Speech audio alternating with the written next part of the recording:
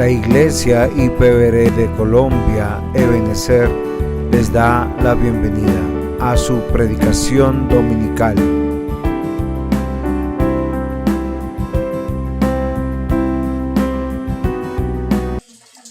La palabra del Señor dice de la siguiente manera: los patriarcas, movidos por envidia, vendieron a José para Egipto, pero Dios estaba con él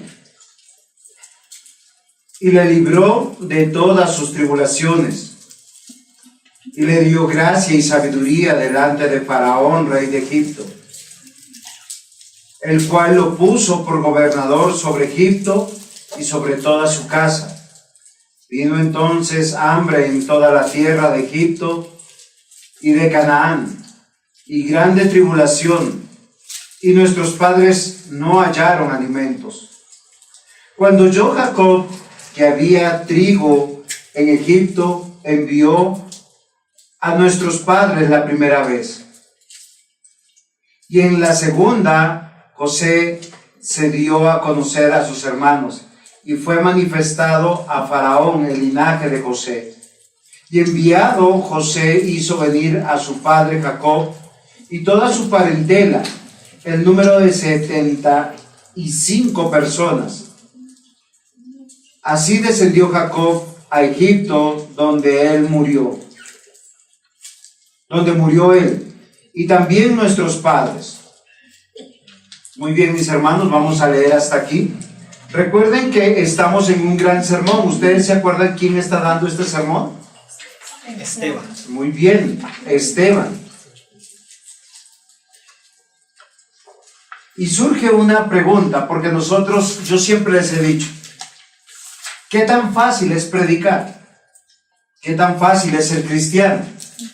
Porque para muchos confunden ser cristiano y predicador, ser cristiano y predicar el evangelio con ser un predicador. La labor del predicador es pararse en el púlpito y enseñar sobre las escrituras. Pero predicar el evangelio es la labor de todos y cada uno de los que tienen ojos y vieron a Cristo, tienen oídos y han escuchado a Cristo. Fíjense, por eso el mundo, a ustedes les venden pequeños ídolos para que los adoren. Los ídolos están en el fútbol o en el deporte, mejor, para no ser... Todo tipo de deporte levanta un ídolo para que ustedes lo sigan. Y él le causa una imagen para que usted sea y se comporte como él. Lo mismo pasa en la música. Lo mismo pasa en el lenguaje. Lo mismo pasa en nuestra sociedad. Yo no sé si ustedes se han dado cuenta, pero los viernes es un día muy difícil para publicar en redes sociales. Si entre semana ustedes le dan 50 me gusta a sus cosas, usted lo pone un viernes y le dan menos de la mitad. Todos están en un viernes como diferente. Lo que me parece curioso es que los cristianos están en lo mismo. Culturalmente se han perdido. ¿Por qué les digo esto? Porque Esteban, nos damos cuenta que es un hombre muy preparado en las escrituras. Recuerden, él fue capturado y llevado ante el concilio. Yo no creo que él dijo, oigan, espérenme, voy a llevar mi Biblia. Tengo una Biblia pequeñita y me la llevo acá. Hoy en día las personas tienen sus Biblias y las dejan en el púlpito durante una semana y no las leen. ¿De quién es esta Biblia? Ya perdió el dueño. No, es que hace un rato me decían que esa es mía, pero llevo una semana acá. Entonces, miren lo interesante.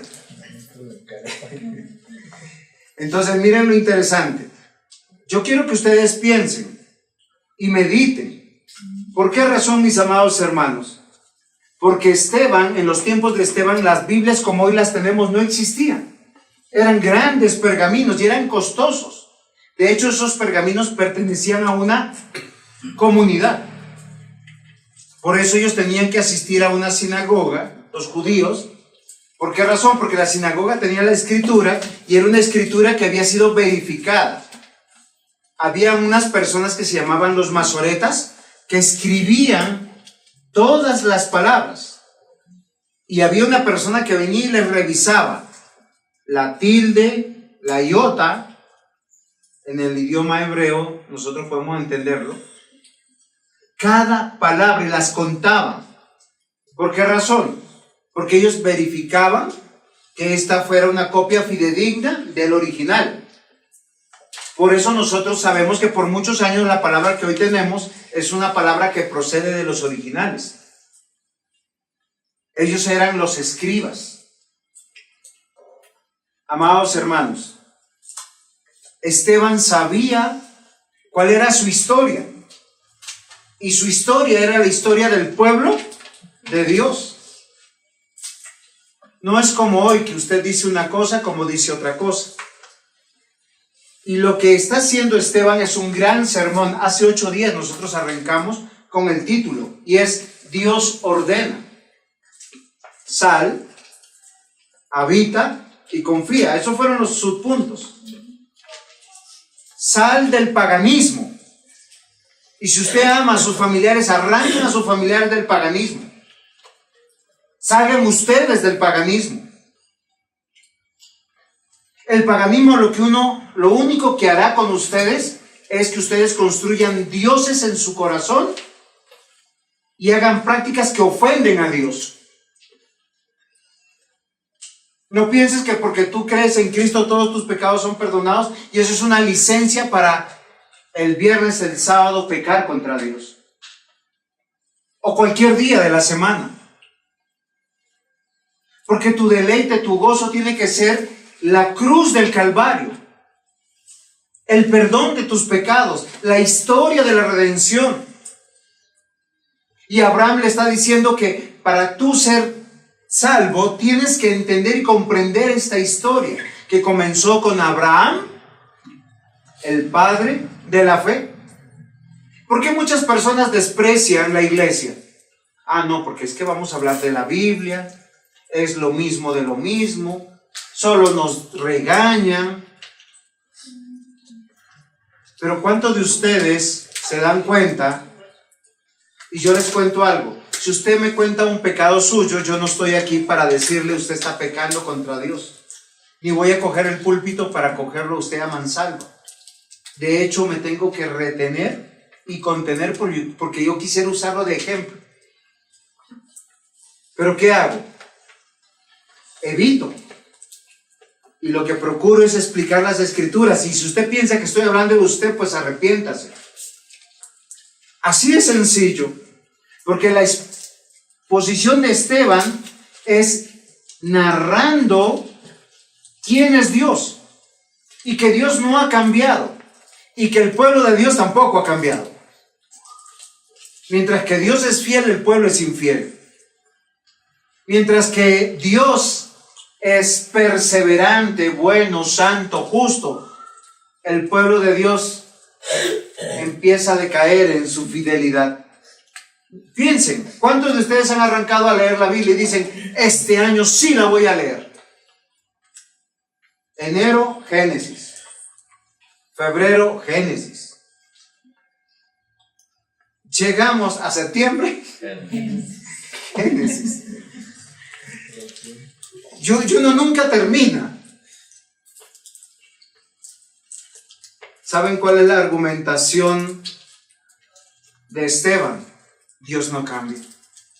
Y lo que hace en nosotros es lo que nos cambia de adentro para afuera. En su argumentación, él está presentando que la fe del creyente es histórica. O sea, todos los creyentes son los mismos. Y que nosotros tenemos que conocerla. Porque muchos de nosotros, lamentablemente, renunciamos. En estos días me enteré que algunas personas que estaban asistiendo con nosotros están en otra iglesia, donde les dice que les va a ir bien, les mueven las emociones. Me imagino que a la hora de los cánticos baten las manos, saltan, se emocionan, pero no les enseñaron la palabra de Dios, no los guiaron al arrepentimiento. Dios tenga misericordia de ellos. La diferencia, mis amados hermanos, entre creer la fe con la razón, con el entendimiento, que con las emociones, es abismal. Porque si usted está creyendo con la razón, usted sabe que si no se ajusta a los parámetros de Dios, va a morir. Pero si usted está tranquilo y dice, me siento bien, es que yo creo en Dios, pero no creo en los hombres, no creo en las iglesias, está equivocado. Aquí en esta iglesia y en cualquier iglesia bíblica está conformada por hombres y mujeres pecadores. Y la historia que nos está contando Esteban nos tiene que llevar a algunas conclusiones. Que el pueblo de Dios es contumaz. Dieguito, ¿qué será contumaz? Me explico porque es una palabra un poco difícil. Terco, no que seas terco tú, todos somos tercos. Porfiados. Sabemos que no funciona, sabemos que no nos va a ir bien y seguimos por ese camino. Esta es una palabra más familiar para ustedes. La Biblia dice que somos rebeldes. Juan David, ¿qué significará ser rebelde? Es más de no hacer caso. Es tener otro principio, es ser un revolucionario de la fe. Es como decir, es que Dios no juzga la apariencia, juzga los corazones. ¿No han escuchado eso? Entonces termino tatuándome, perforándome, vistiéndome como un mamarracho y pensando que Dios me ama. Ahora, los mamarrachos pueden ser de un extremo y de otro, ¿no? Un extremo legalista, que se vistan míseros, porque como soy un hijo de Dios tengo que ser humilde, entonces me visto de todos los colores, dejado, sin planchar, sin arrugar. Esa es una manera, cubriéndome del cuello hasta los tobillos, y el otro es inmoral. Son los dos extremos. Dios nos demanda que nos vistamos con decencia, en orden. ¿Para quién? Para Dios. Entonces, mis hermanos, hoy, sabiendo que somos contumaces, ¿qué significa? Terco. Terco. Y eso, o sea, sabe que está haciendo lo mal y sigue por el camino mal. No, las mulas todavía a veces hacen caso. Toca pedir perdón a las mulas.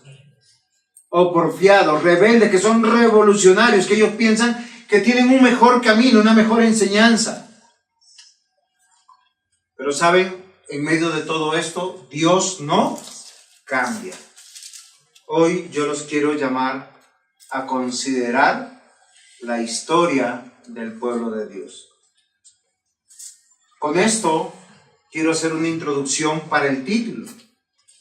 Considera, solo una palabra, considera, porque Esteban está parado frente a los que saben la historia de Israel, pero ellos no han considerado su fe, no han considerado su religión, no han considerado su vida, no han considerado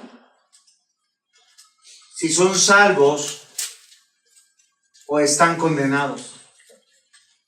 Porque usted hoy puede estar aquí considerando que todo está bien en su vida y en su fe. Usted puede considerar que su vida como soltero, como casado, está en perfecto estado. Hoy yo los quiero llamar a considerar. ¿Y qué es lo primero que vamos a considerar? Punto 1. Dios ha hecho un pacto. Punto 1. Dios es H-A, ¿cierto? Ha hecho un pacto. ¿Sí es así o no? Porque es de hacer. Muy bien. Eso a mí me ha costado horrores la orografía. Dios ha hecho pacto. No un pacto, sino pacto. Dios ha hecho pacto. 4 palabras. Entonces hay que considerar. ¿Por qué? Porque nuestro versículo 8 comienza de esta manera. En la boca de Esteban Dios dice, y le dio el pacto de la circuncisión Así Abraham engendró a Isaac y le circuncidó al 8º día, e Isaac a Jacob y Jacob a los 12 patriarcas. Miren lo interesante. Cuando usted habla de Abraham, Isaac y de Jacob, ¿qué es lo primero que nota? Papá, hijo y nieto. Hay un linaje. ¿Qué es lo más honroso a Dios? No solamente que yo crea, sino que mis hijos crean y que los hijos de mis hijos crean. La Biblia presenta casos muy tristes donde el padre cree, la esposa cree y los hijos no creen. Y eso es algo que uno siente como que, ¿qué pasó? ¿Por qué se rompió la cadena? Pero eso es en el aspecto del apellido, de la parentela. Sin embargo, estas personas donde sus hijos no creen, Dios le da hijos espirituales, donde Dios honra a estas personas, porque lo que sus hijos desprecian, sus hijos biológicos desprecian, Dios los une a la gran familia de Dios a través de la circuncisión en el Antiguo Testamento, y en el Nuevo Testamento a través del bautizo. Miren, uno de esos ejemplos es Elías. Uno casi siempre cuando lee el texto de Elías es para hablar mal de Elías. Pero la Biblia no habla mal de Elías. ¿Saben de quién habla mal?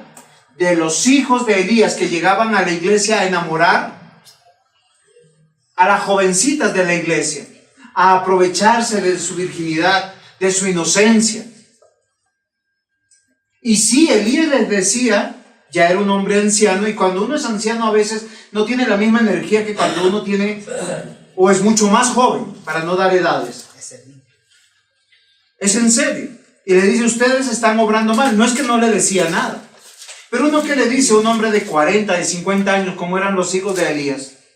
De Elí, muchas gracias. Estaba en mi mente, Elí. Corrijan en su mente, no es Elías, es Elí. De Elí, gracias.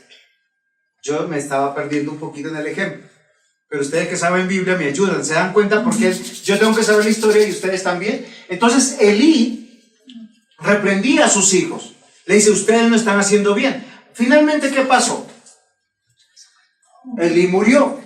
Y Dios mató, dice, a los hijos de Elí, porque Dios no se agradaba de ellos. Ahora, ¿Elí quedó deshonrado? No, mis amados hermanos. Elí había dado la vida por un hijo adoptivo en la fe. Samuel. Y Samuel fue un gran hombre de Dios. Y la Biblia lo registra. Solo que a veces nosotros tenemos diferentes tipos de lentes para leer. A veces leemos con los lentes de la justicia punitiva, pecó, castigo, maldad. Pero cuando usted lee con los lentes de la cristología, de la gracia de Dios, uno ve que Elí es honrado, que su esfuerzo de haber criado a un niño que se lo trajeron después de haber sido destetado, nadie sabe a qué edad lo fue destetado, posiblemente ya caminaba y ya decía algunas palabras, los 4 o los 5 años. No sé si es su caso. Yo recuerdo el caso de alguno, pero mejor no digo. Sin embargo, lo que sí puedo decir que Samuel fue llevado al templo. ¿Y por quién fue instruido? Por Elí. No Elías, Elí. Y miren lo interesante. ¿Por qué razón? Porque Dios ha hecho un pacto. Nuestra verdadera familia no es la familia por apellido, sino por medio de la fe. Y Elí fue honrado por Dios. Su trabajo no fue en saco roto. Y esos hijos a los cuales dio de comer, le dio de vestir, los protegió, los exhortó para que volvieran, y aunque Dios los mató, Él libró su corazón de la responsabilidad de criarlos. Y uno tiene que considerar, mis amados hermanos, porque cuando uno decide hacer caso a Dios, está entendiendo que Dios ordena, y ahí toda la configuración de nuestra vida cambia. Y también la historia de nuestros descendientes. No olvidemos, Dios ha hecho un pacto y nos habla de Abraham. ¿Cuál es el otro? Isaac y Jacob. Ahora, si ustedes se dan cuenta, la Biblia va a gastar mucho tiempo en la vida de ellos. ¿De quiénes son los que más gasta la vida de estos tres? Primero de Abraham, por ser el padre de la fe, y el segundo es de Jacob. No, de Isaac es una sola hojita. Derecha, izquierda, depende qué Biblia tengas, es una hojita. El otro son capítulos. De Jacob es... Ahora, ¿y cuenta que son unas estrellas brillantes? No, claro que no. Cuenta con detalle una vida de lucha. Una vida de lucha entre obedecer a Dios y creerle a Dios, o no creerle a Dios y dar tumbos y tumbos y tumbos. Y esto me pareció tan interesante, porque Dios le dio a Abraham una marca de pertenencia al pueblo, donde fíjense quiénes iban a ser familia. Los circuncidados. Pero ¿quiénes eran los circuncidados en el concepto de Abraham? Claro, Abraham, su esposa, no tenía hijos en ese momento. Sus esclavos, los comprados por dinero y los que nacieron esclavos. Oigan, qué gran familia tiene, ¿no? Porque a veces uno dice, ay, es que Dios no me dio hijos, estoy triste. Pero es que eso no es importante. No es importante. Nosotros los creyentes tenemos hijos en la fe. Queridos hermanos, yo quisiera que nosotros pusiéramos nuestra mano en el pecho y consideremos. ¿Significa algo para nosotros el pacto que Dios ha hecho con su pueblo? ¿Hemos entendido que somos parte de ese pueblo de Dios al cual tenemos que por ellos dar la vida? Abraham, ¿con quiénes salió de Ur de los Caldeos?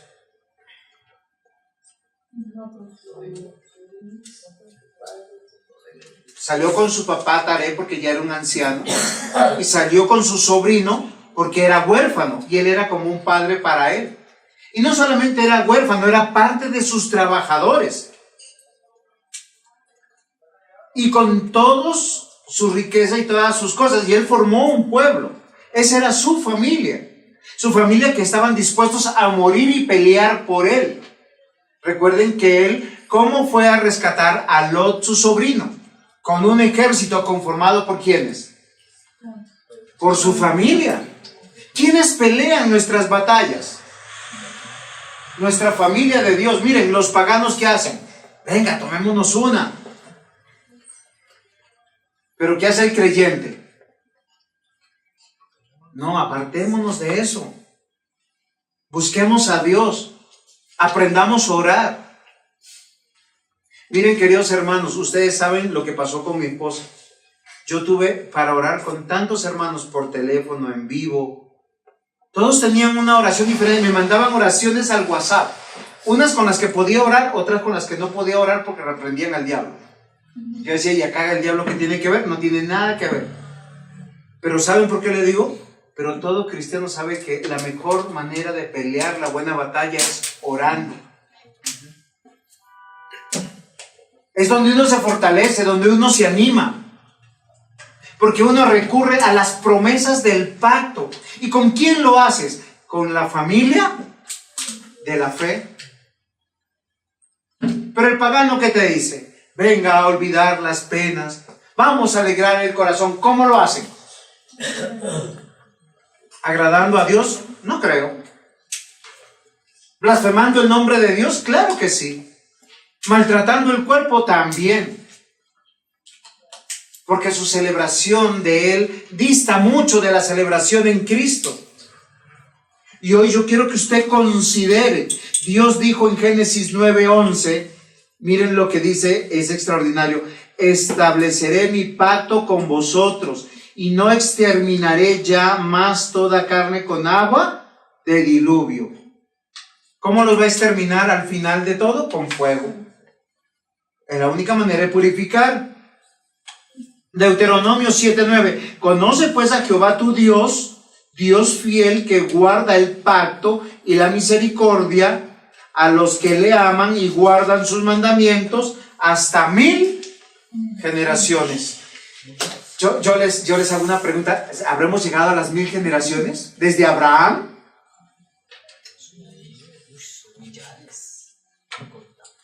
Incontables. Salmo 103, versículo 17 al 18. Mas la misericordia de Jehová es desde la eternidad hasta la eternidad sobre los que le temen, y su justicia sobre los hijos de los hijos, sobre los que guardan su pacto y los que se acuerdan de sus mandamientos para ponerlos por obra. Por eso yo les decía que los que estaban escuchando a Esteban, cuando ellos hablan de la circuncisión y del pueblo del pacto, olvidaban algo que es muy importante. Por lo menos a mí me da susto mucho eso. Dios es mi Padre. Si yo me meto con uno de ustedes para tumbarlos, torcerlos, mentirles, calumniarles, hacerles daño, oye, tenemos un papá que nos va a proteger. Y mi hermana Carmen, ¿a quién usted protege? ¿Al grande o al pequeñito? Obvio, al pequeñito. ¿A quién defiende? ¿Al justo o al injusto de los hijos? Al justo. Y no importa la severidad ni el momento. En el momento que un hijo esté abusando del otro, el papá saldrá en defensa. Y miren que estos hombres judíos que decían, Abraham tenemos como padre, Dios es nuestro padre, se atrevían a dañar a hermanos judíos que confesaban al mismo Dios, que habían olvidado al Dios del pacto. Casi Esteban les está diciendo, yo soy circuncidado, ustedes también, ¿qué tienen contra mí? Pero tan fácil es hablar, acusar y señalar. Por eso dice la Biblia, mas la misericordia de Jehová es desde la eternidad hasta la eternidad sobre los que le temen. Miren, es algo que es muy importante. A mi esposa no le gusta que yo ore así, porque yo le digo, Señor, que me guarde de los que me quieren hacer daño. Pero yo me encomiendo a Él y a su justicia. Hebreos 9:15. Así que por eso el mediador de un nuevo pacto, para que interviniendo muerte para la remisión de la transgresión que había bajo el primer pacto, llamados, reciban la promesa de la herencia eterna. ¿Quién es ese mediador entre Dios y los hombres del nuevo pacto que hizo Dios con nosotros? Jesucristo. Cuando Cristo vino, cambió la circuncisión por el bautizo. Todos los que creen en Cristo deben ser bautizados en el nombre del Padre, del Hijo y del Espíritu Santo para el perdón de sus pecados, para pertenecer a la iglesia y para que ellos confiesen a Cristo. Eso es mi familia.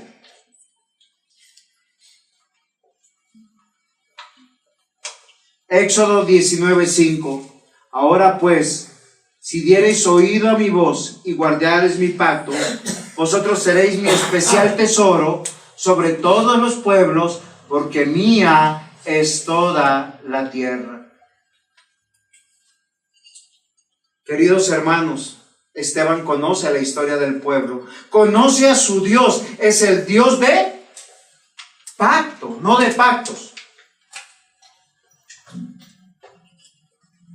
Y la historia de la redención está basada en que Dios murió por un pueblo al cual marcó, señaló y apartó para la salvación. Todos los profetas, mayores y menores que están en la Biblia, decían que un verdadero hijo de Dios es el que fue circuncidado, no de la carne, sino del corazón. Igual pasa en el Nuevo Testamento. Todos los que son pueblo de Dios son los bautizados, no por el agua física que derrama el pastor sobre la cabeza, sino porque son lavados por la sangre de Cristo, purificados de aquellos que se les ha perdonado todos sus pecados. Y si nosotros buscaríamos, y por causa del tiempo no lo vamos a hacer, pero anote para que lo estudie, Génesis capítulo 3, versículos 15 al 19, este pacto promete un Mesías, un Redentor. Génesis 12, versículos 1 al 3, tampoco lo vamos a leer, promete una tierra y una descendencia. Ese es el reino de Dios. Y Deuteronomio 30, del 1 al 10, dice que este pacto va a ser sempiterno. Queridos hermanos,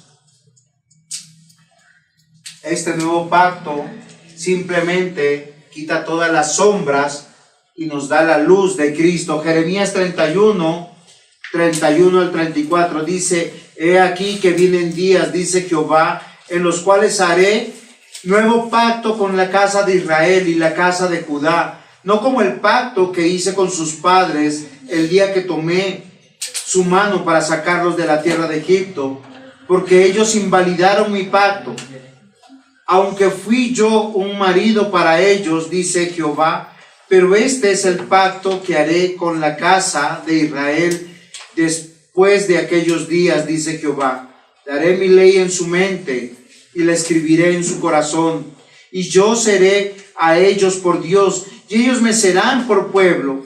Y no enseñará más a ninguno su prójimo, ni ninguno a su hermano, diciendo: conoce a Jehová, porque todos me conocerán, desde el más pequeño de ellos hasta el más grande, dice Jehová, porque perdonaré la maldad de ellos y no me acordaré más de su pecado. Un pacto donde la gracia de Dios es manifiesta. Y miren, no está diciendo que no se va a predicar más. Lo que está diciendo que todos tendremos la libertad de poder abrir una escritura. Y les hago una prueba. Si usted es cristiano, en su celular tiene una Biblia. Usted puede que no lleve esta Biblia de papel, pero usted la tiene en su celular. ¿Tiene acceso a ella? Sí. Hay muchos textos que uno los lee y usted los completa en su mente. ¿Por qué razón? Porque los escuchó desde niño, porque los aprendió en una escuela dominical, por alguna razón. Amados hermanos, hoy tenemos el acceso directo a nuestro Dios por medio de su palabra. Dios está con nosotros y nosotros con Él, porque su Santo Espíritu ha venido a morar en nosotros. Considere entonces, Dios es un Dios de pacto. ¿Y saben qué significa eso? Que a todos los marcados, a todos aquellos que Dios ha amado, los ha amado con un amor incondicional, y para que cumplan el propósito que Dios ha determinado. La vida de Esteban no es importante si sobrevive a este juicio o no. Es importante porque Dios tiene un gran propósito en su vida, y es testificar de que Él es un hijo de Dios por gracia, y que Cristo vive y reina, y es el resultado de este pacto. Queridos hermanos, la razón de nuestra vida no es cuántos años vivimos, porque Esteban va a morir muy joven, posiblemente antes de los 40, sino todos los años que vivas, vive como un militante de las filas del ejército de Dios, de la iglesia del Señor, para que disfrute su pacto, para que defienda su pacto, para que atestigue su pacto. Solo así serás bendición. Considera, Dios ha hecho un pacto. ¿Y el pacto cómo es? Desde la eternidad hasta la eternidad. O sea, supera mi vida, su vida y la vida de todos aquellos que alguna vez nacieron. Porque ninguno nació en la eternidad. Nace en el cronos, en el tiempo. Segundo punto, considera, Dios nos ha amado. Todos los que con los que Dios ha pactado, Dios los ama. Karina, pregunta, ¿por qué Dios te debe amar?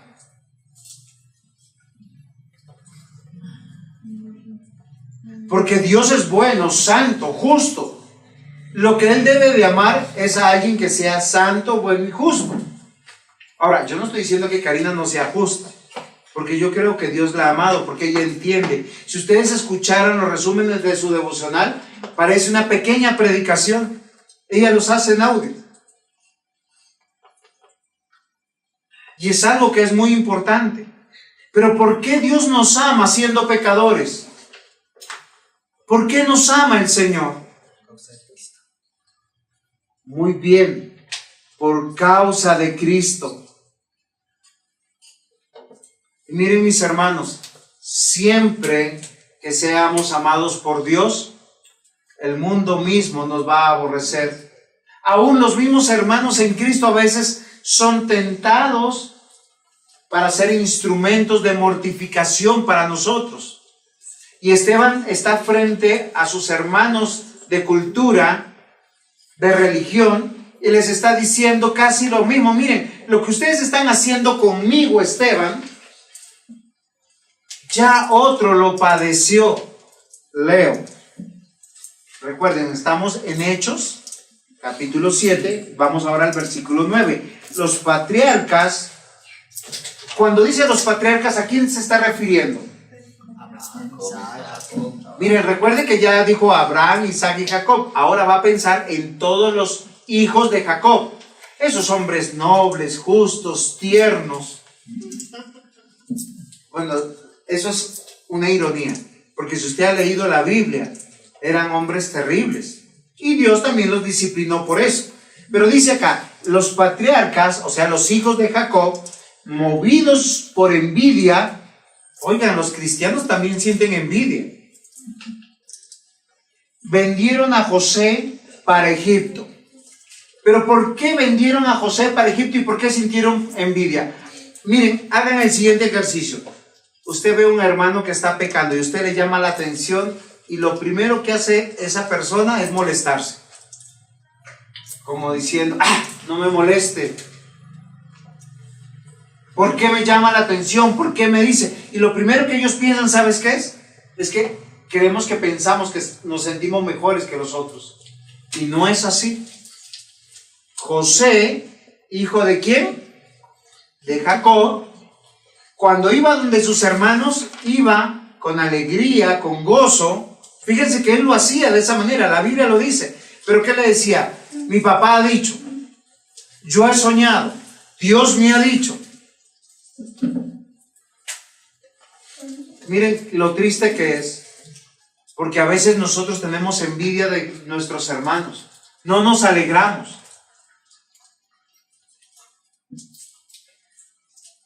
Y acá lo que nosotros vemos es que Esteban está diciendo, yo tengo una revelación que ustedes no tienen. Al Sanedrín, aquellos que crucificaron a Cristo. Y ellos no podían tener la humildad diciendo, este joven Esteban de pronto hay que escucharle y hay que entenderle. Todo lo contrario, se llenaron de argumentos para no escuchar. Y miren, es algo que ustedes deben entender, que cuando un papá cristiano, mamá cristiana, un hermano o un amigo cristiano te llama la atención en el amor de Cristo, tú no consideres que te está cayendo para dañarte, sino escucha, pon atención.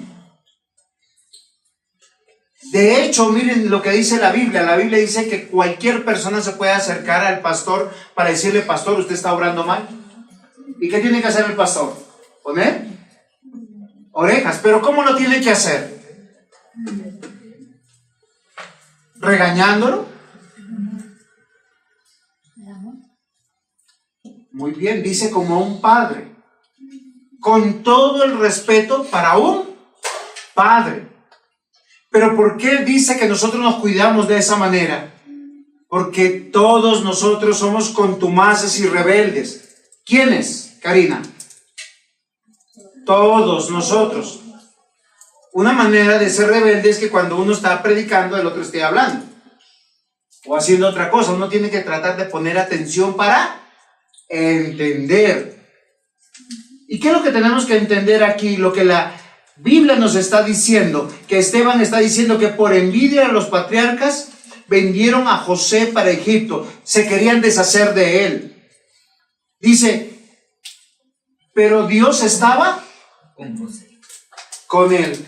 ¿Y qué sucede cuando Dios está con nosotros? Acá dice claro, y le libró de todas sus tribulaciones. Y miren, yo quiero que recuerden a José. ¿Cómo fue librado de su tribulación en su casa? Esos 11 hermanos que no lo querían. Lo sacó y los llevó a casa de Potifar. Los otros pensaron su mal y Dios lo usó para bien. En la casa de Potifar, José le creyó a su mujer y despreció el trabajo de José. ¿Y qué hizo Dios? Lo libró de su tribulación. ¿Cómo? Lo llevó a la cárcel. En la historia, uno diría, pero pastor, oiga, ¿no le está yendo bien a José? ¿Por qué no le estaba yendo a José? Bien, sacado de su casa, sacado de un buen trabajo, ahora es llevado a otro lugar donde va a trabajar sin salario, sin nada, pero lo que dice aquí, dice, Esteban, inspirado por Dios, dice, le libró de todas sus tribulaciones. Ahora, si Dios te quita el trabajo, ¿usted qué dice? ¡Qué bendición! No, uno empieza a decir, qué mal, ahora me tengo que ajustar. Y la plata que gana, o sea, uno no piensa en que Dios lo está librando de una tribulación, de una tentación, sino lo que piensa es, el Señor me está desmejorando. Oiga, nunca Dios nos desmejora. Nos libra de nuestra tribulación. ¿Qué es lo que nos atribula como creyentes? El pecado. No son las cosas materiales. Porque el Señor dice que tiene buen cuidado de nosotros. Siempre tendremos el sustento y el abrigo. A veces Dios nos tiene que librar de la salud. ¿Por qué razón? Porque con la salud somos esclavos del trabajo. Somos trabajólicos. Pero no somos trabajólicos para honrar a Dios. Somos trabajólicos para nosotros. Para tener más. Y tener más. Y llega el momento de la pensión y seguimos trabajando para tener más. No para el reino de Dios. Para eso muchas veces no tenemos tiempo. Queridos hermanos, pero la historia de José es la historia que Esteban está usando y para decir que Dios lo libró de todas sus tribulaciones. ¿Cómo Dios va a librar de las tribulaciones a Esteban? Dándole la muerte. A través de la muerte. En un pueblo que no lo quiere honrar, no lo quiere respetar, no le quiere creer, simplemente va a permitir que el Señor muera.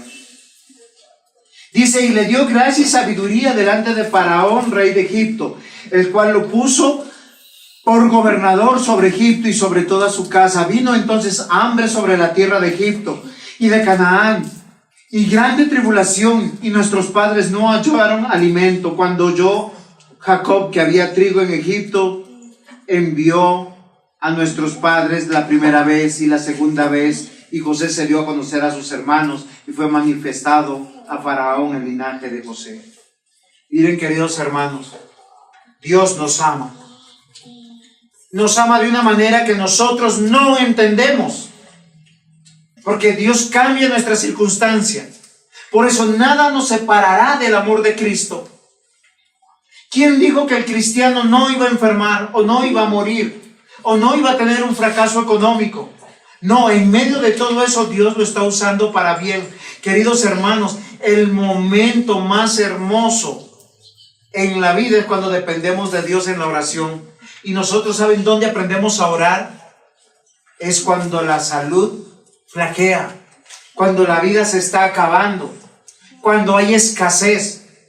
Lo más peligroso en nuestra vida es prosperidad, prosperidad, prosperidad, prosperidad. Porque cuando hay prosperidad, cuando la salud no se quebranta con todo, olvidamos a Dios y nos vamos de vacaciones y nos vamos olvidando nuestros deberes. Y pensamos que eso es bendición y no es bendición. Mientras Dios nos ama, queridos hermanos, y nos bendice, a veces nuestra reacción es rechazarle. Considere, ¿Dios te ha amado? Te ha amado tanto que no se acuerda más de tus pecados. Te ha amado tanto que te recibe tal como tú eres y eres el que te limpia, te hermosea, te está poniendo agradable ante sus ojos. No te pide absolutamente nada, simplemente está usando todo su poder, su palabra, la fe que te ha dado para que tú te comprometas, para que tú busques de Él, para que tú te rindas a Él y digas: Señor, mi Dios, mi Salvador, a ti la honra y la gloria. Y entender que nuestra vida no significa nada, porque Él dio su vida por nosotros con un amor que es incomparable. Juan 3:16 dice: porque de tal manera amó Dios al mundo que ha dado a su unigénito Hijo, para que todo aquel que en Él crea no se pierda, mas tenga vida eterna. Cuán despreciable es el ser humano que desprecia a Jesucristo y su iglesia. Cuán despreciable es aquel que rechaza las bendiciones de Dios al no adorarle, al no servirle, al no creerle. Romanos 5:8 dice: mas Dios muestra su amor para con nosotros en que, siendo aún pecadores, Cristo murió por nosotros. ¿Qué significa eso? Que Dios desde la eternidad, cuando tú estabas pecando, Él decía convencido: yo he muerto por Él. En tus momentos más oscuros, más tenebrosos, más paganos de tu vida, el Señor estaba convencido que Él había muerto por ti, que un día te iba a llamar eficazmente, te iba a traer, te iba a regenerar y te iba a hacer que tú te rindas voluntariamente al darte una mente nueva, un corazón nuevo. Y estaban tan convencidos de eso que Él podía dar su vida con tranquilidad. Dios nos ha amado y nos está preservando, no cambiando las circunstancias, no cambiando sus designios, sino haciéndonos entender que el significado valioso de nuestra vida no es tener títulos universitarios, no es tener dinero, no es tener una posición social, es tener a Cristo en nuestro corazón, vivir y servirle para siempre por la eternidad. Tener esa capacidad de estar seguros de que somos pecadores. Y 1 Juan 1:9 dice: si confesamos nuestros pecados, Él es fiel y justo para perdonar nuestros pecados y limpiarnos de nuestra maldad. ¿Te crees pecador o te crees bueno? Y 1 Juan 4:8-10: el que no ama no ha conocido a Dios, porque Dios es amor. Y yo les pregunto, ¿cómo Dios muestra en la Escritura que Él es amor? Fácil, dejó toda su riqueza, dejó toda su gloria, se encarnó y se hizo un hombre para venir y presentarnos el Evangelio. Amados hermanos, el amor de Dios es tomarnos de la mano y llevarnos al Padre. Perseverar en nosotros, convencernos. Padres, ¿no hacen lo mismo por sus hijos? ¿Qué padre cristiano dice: críense como los animalitos, a ver si pueden? Ningún padre cristiano. Padre cristiano nos lleva a la iglesia, nos lleva a la palabra, nos lleva a la oración, con desespero, con amor. El que no ama no ha conocido a Dios, porque Dios es amor. En esto mostró el amor de Dios para con nosotros, en que envió a su Hijo unigénito al mundo para que vivamos, ¿cómo dice la Escritura? Vivamos por Él, dice el texto. En esto consiste el amor, no en que nosotros hayamos amado a Dios, sino en que Él nos amó a nosotros y envió a su Hijo en propiciación por nuestros pecados. Dios nos ha amado, Él está con nosotros por medio de su Santo Espíritu.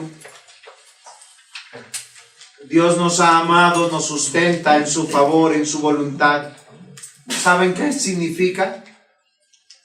Que Dios nos añadió una iglesia. Y lo que Dios ha propuesto en nuestro corazón para servirle, para ser útiles en su reino, los llevará hasta el fin. Es lo que pasó con José. Porque José posiblemente en su vida él no entendía. Me sacaron de mi casa. Me sacaron de mi buen trabajo con Potifar por hacer lo bueno. Me sacaron y me olvidaron en la cárcel. Pero Dios luego lo llevó a Egipto. Y lo hizo un príncipe de Egipto con un solo propósito: amar a un pueblo rebelde y contumaz. ¿Saben qué dice la palabra? Malaquías capítulo 3, versículos 6 al 7. Porque yo, Jehová, no cambio. Miren lo hermoso que es nuestro Dios. Por esto, hijos de Jacob, no habéis sido consumidos. Yo no sé qué habrás hecho tú este fin de semana. No sé si esta semana has olvidado a Dios. No sé si estos últimos meses, días has olvidado a Dios. Pero ¿por qué no has sido consumido? Porque Dios no cambia. Desde los días de vuestros padres no habéis apartado de mis, os habéis apartado de mis leyes y no las guardáis. ¿Saben qué es lo que dice Dios aquí en un acto de amor? Volveos a mí y yo me volveré a vosotros. Miren lo interesante, queridos papás, para criar a nuestros hijos. Porque nuestros hijos piensan que ellos merecen las bendiciones de Dios simplemente por llevar nuestro apellido. ¿Y Dios qué hace con sus hijos cuando ellos se olvidan de Él? Les quita todo bienestar, los aflige, los saca aún de su tierra. ¿Por qué? Porque cuando ellos están pecando, ellos olvidan a su Dios. ¿Pero por qué olvidan a su Dios? Porque son pecadores. ¿Pero por qué no han sido consumidos? Porque Dios no cambia. Miren lo interesante. Dice, se apartan de mis leyes y no las guardas. Y el Señor dice, volveos a mí, yo me volveré a vosotros. ¿Cómo el pueblo sabe que se vuelven a ellos? Porque empiezan a tener las bendiciones del templo, las bendiciones de su tierra, las bendiciones de su trabajo, porque viene la defensa de Dios. Dios está con ellos, Dios me ama de esa manera. Cuando Dios me corrige, me ama. Pero si usted deja a sus hijos en la perversión de su vida sin Dios, usted los odia profundamente. Comprendamos, Dios no actúa de esa manera. Dios todo lo contrario que dice. Así ha dicho Jehová de los ejércitos: volveos a mí y yo me volveré a vosotros. Es un principio de crianza para los hijos. ¿Quieren hacer lo que quieran? Váyanse. Como el padre del hijo pródigo. ¿Quieren las bendiciones de esta casa? Vuelvan a mí, pero vuelvan a su Dios. Romanos capítulo 10, versículos 19 al 21. También digo, ¿no ha conocido esto Israel? Primeramente Moisés dice, yo os provocaré a celos con un pueblo que no es pueblo. Y miren el contexto. Cuando usted invierte en un hermano en Cristo, sus hijos biológicos que no son cristianos, que ven que usted todo lo que ellos consideran que les pertenece, lo está invirtiendo en otro. Él dice, tengo celos, tengo rabia, tengo mal genio porque eso es mío. ¿Qué hizo Dios? empezó a bendecir a un pueblo que no era su pueblo.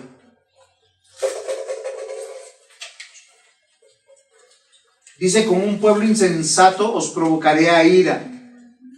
A Isaías dice resueltamente, fui hallado de los que no me buscaban. Me manifesté a los que no me preguntaban por mí. Pero acerca de Israel dice, todo el día extendí mis manos a un pueblo rebelde y contradictor. ¿Qué significa rebelde? Revolucionario. Quiero vivir mi vida a mi manera. Déjame. Ya estoy grande. No me molestes. No me digas qué hacer los viernes, los sábados. Déjame. Ese es un rebelde. Contradictor, ¿por qué? Porque dice muchas veces, yo creo en Dios, pero no honra a Dios. Ni con su vida, ni con sus bienes, ni con sus dones, ni con sus talentos. Pero considere, mi hermano, mi hermana, Dios nos ha amado. A veces la manera de volver a nuestros hijos, a nuestro Dios, es aplicando lo que Dios mismo hace con nosotros.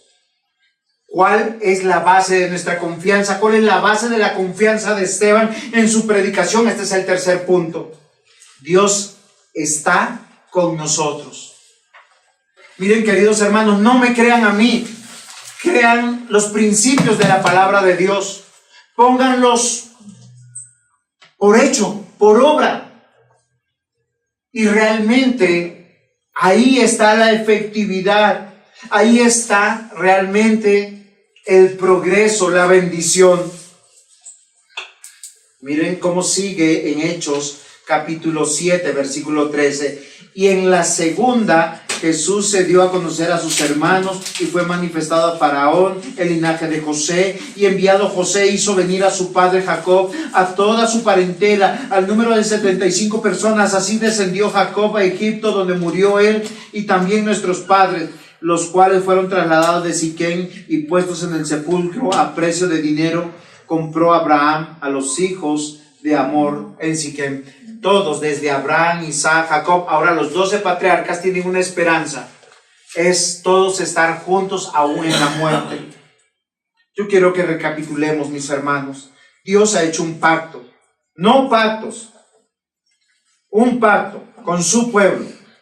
Donde hay un rey, es Cristo. Hay una herencia. Esta tierra. Cielos nuevos y tierra nueva. Y miren lo interesante. Nos ha amado en favor de su plan. Sin iglesia, sin Cristo, sin fe, no hay plan. Lo que significa que nuestra vida no termina hasta que Dios termine su propósito en nosotros. Y Esteban está seguro de eso. Él no está preocupado si se va a casar o si estaba casado y mi esposa y mis hijitos. ¿Saben qué me pareció interesante? Raquel, cuando estaba muy mal, ella no estaba pensando ni en su esposo ni en sus hijitos. Ella decía, yo estoy tranquila con Dios. Y no sé quién de los familiares le preguntó, ¿y no pensaste en nosotros? Y ella le dijo, no. Pero lo sacó del corazón. Ustedes que la conocen a ella. Eclesiastés 12, 13, 14. El fin de todo el discurso es este: teme a Dios y guarda sus mandamientos, porque esto es el todo del hombre. Porque Dios traerá toda obra a juicio juntamente con toda cosa encubierta, sea buena o sea mala. No pienses que cuando tú te escondes de tu papá, de tu mamá, de tu pastor, de los hermanos, todo está bien. ¿Por qué no ha sido consumido, dice la Biblia? Porque Dios no cambia, ha hecho un pacto, nos ha amado en Cristo y Él te va a corregir. Él te va a traer. Los hermanos de José nunca pensaron que su Salvador era aquel que estaba, el que les llevaba celos, aquellos que él menospreciaba. Díganme ustedes, ¿cuánto menosprecian a su pastor y su mensaje? ¿Cuánto menosprecian la palabra de Dios cuando le dice, cambia tu vida, corrige, créele a Dios? Amados hermanos, Proverbios 19:21, muchos pensamientos hay en el corazón del hombre, mas el consejo de Jehová permanecerá. ¿Cuál es el consejo? Considera, Dios ha hecho un pacto, es un pacto eterno. Dios nos ha amado en Cristo. O sea, ¿qué quiere decir? Que Él está con nosotros, queridos hermanos. Dios está con nosotros, ese es el tercer punto. Y miren, no importa la miseria de tu condición, no importa la lucha de tu corazón, de tus pecados, Dios es tan fiel que siendo un Dios santo te está soportando. Eso no significa que te va a dejar sin disciplina. Eso no significa que pasará por alto todas tus rebeldías.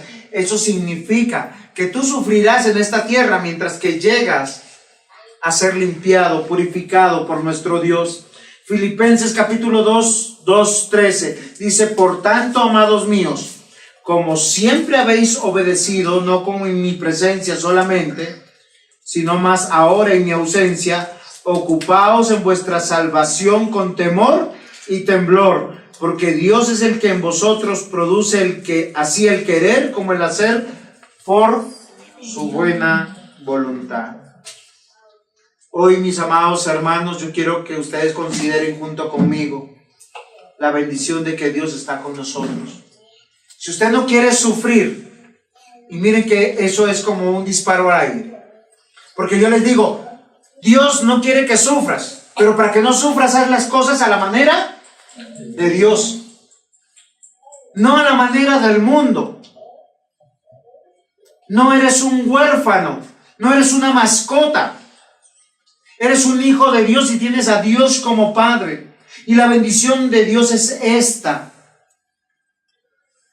Aquellos que son parte del plan de salvación son parte del reino visible, de una iglesia. El mundo rechaza a los cristianos. Solo haz un ejemplo. En todo lugar que sea bueno que tú estés, tú comienza con esto. Queridos amigos, antes de comenzar nuestra actividad, yo quiero orar por ustedes y por nosotros. Si tú estás en un lugar bueno y agradable a Dios, eso funciona. Es en serio. Con mi esposa hemos estado con no creyentes y yo les digo, me perdonan, nosotros siempre oramos a Dios antes de almorzar. Y no importa la dignidad que tengan, porque hemos estado con diferentes tipos de personas, con dinero y sin dinero. Y ellos dicen, sí, tranquilo, oramos con ustedes. Y nos dan las gracias. Pero le aseguro que si usted está en un mal lugar, con malas personas, ni siquiera su corazón se va a inspirar a ello. Pero Esteban hace todo lo contrario.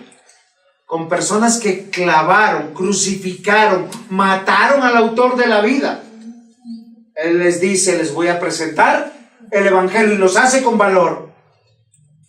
Y Dios nos ha dado ese valor porque Dios está con nosotros así como está con Esteban.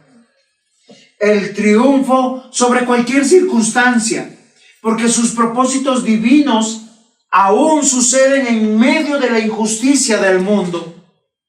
Hoy yo quiero que recuerden, mis amados hermanos, y consideren, Dios es un instrumento de justicia para nuestra vida, pero también para el mundo. Dios tiene buen cuidado de nosotros, pero también del mundo.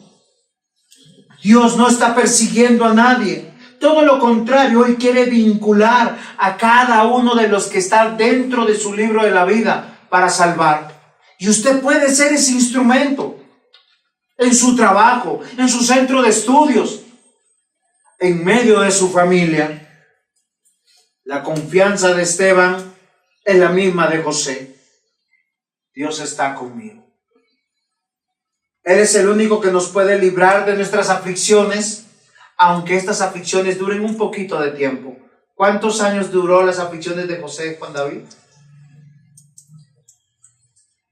Un poquito tiempo, unos 22 años. Y terminó en victoria.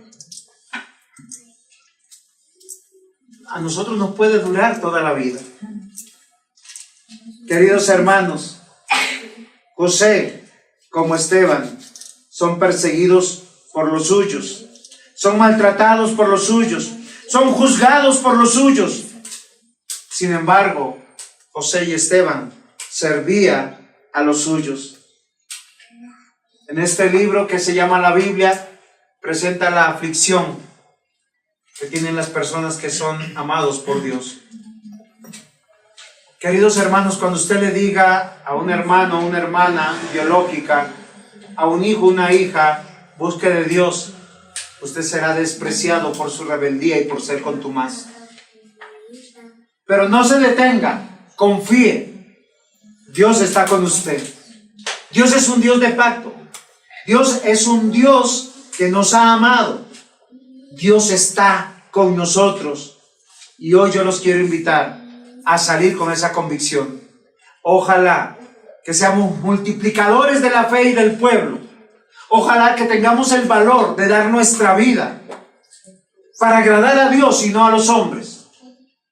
No significa ser fastidiosos, significa rogarles, suplicarles, conocer al Dios verdadero, experimentar de su perdón y rendirnos a su amor.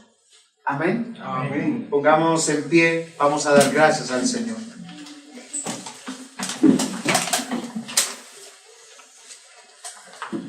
Amado Señor, buen Dios, cuando tú llegaste a mi vida, pensé que habías llegado tarde, porque me sentía viejo, porque me sentía que había desperdiciado mi vida en la mundanalidad del mundo, que había buscado la felicidad en los vicios y en la vida mundana. Sin embargo, Señor, hoy estoy convencido que no solamente yo, sino cada hijo e hija de Dios es bendición. Somos bendición, porque tú estás con nosotros. Porque tú nos has amado, porque tú eres un Dios de pacto, porque tú no cambias, Señor. Y este es tu propósito, que te testifiquemos, que nos unamos en una fe, que disfrutemos de tu promesa de salvación y que te esperemos buscando tu voluntad. En el nombre de Jesús, amén. Amén.